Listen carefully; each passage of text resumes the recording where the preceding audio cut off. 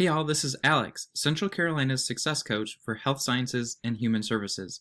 I wanted to share a quick idea that helped me as a student and as a leader. The ideas are derived from the book Switch by Heath and Heath. Are you struggling to stay focused? Is it tough to pry yourself out of bed in the morning? It is for me. Are you having trouble or an issue with time management? This session is all about the power of change from within, the power to create really positive habits. I want you to picture this. A giant elephant and a person sitting on top, the rider. I want you to hold on to this image throughout the presentation.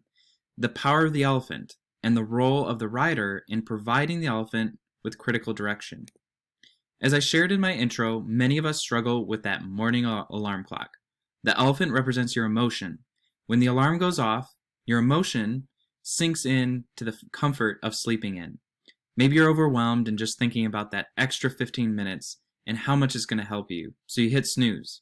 The rider is the rational side of your brain trying to motivate you to wake up. You've got a test tomorrow, and so you should really be studying for that.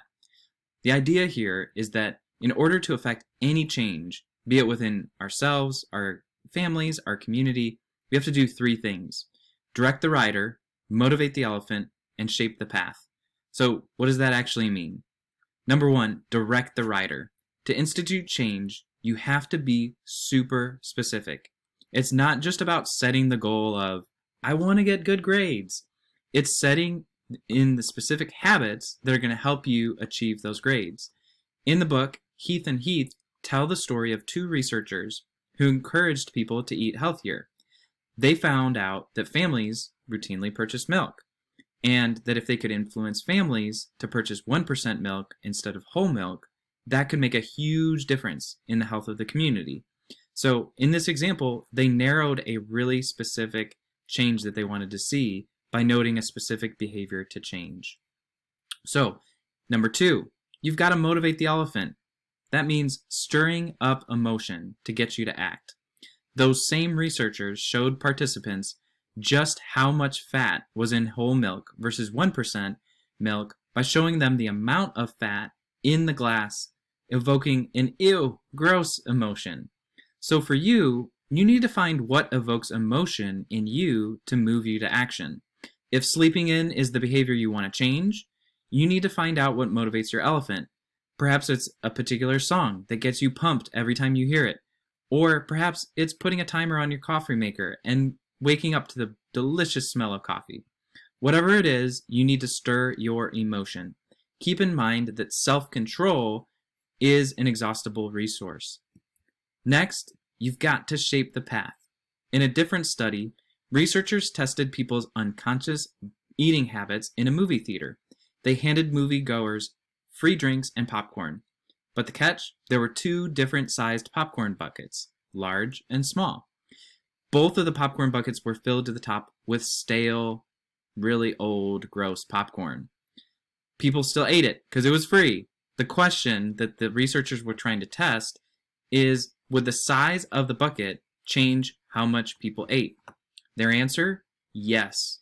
People with the larger bucket ate 53% more stale popcorn. They knew this because they measured and weighed the popcorn buckets. So, in shaping the path, I encourage you to think about what conditions you need to encourage to study well and to be successful as a student. Are you falling asleep while you're reading? Consider putting a stack of books on the counter and standing while you read. Put your laptop on top of that stack of books and have at it. Incorporate breaks. Every 25 minutes, get up, take a walk. The key here is that in any habit or change that you're trying to make is that you have to influence not just the environment, your study setting and things like that, but also your heart and your mind.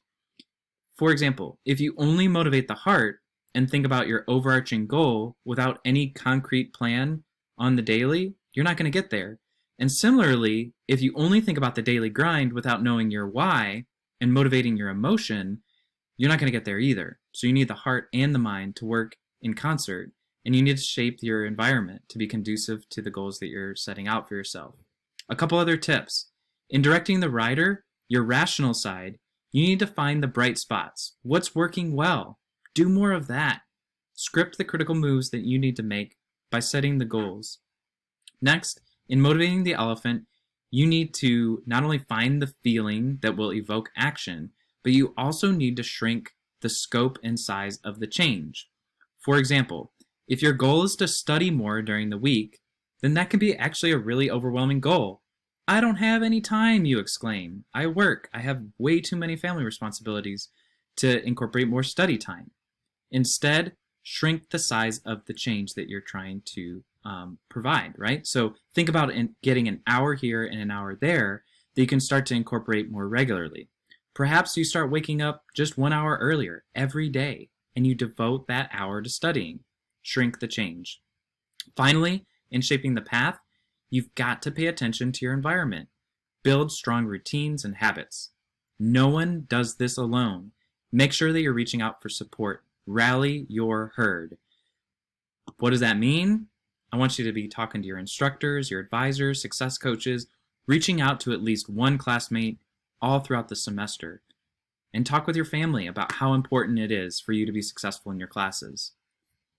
All right, so if you want to learn more, you can actually read the first chapter of the book at the following website. It's a great summative chapter of the entire book, so you don't have to read the entire thing. Or, of course, you could read the entire book at some point if you'd like. All right, so I'd like to close with this quote. Be careful of your thoughts, for your thoughts become your words. Be careful of your words, for your words become your actions. Be careful of your actions, for your actions become your habits. Be careful of your habits, for your habits become your character.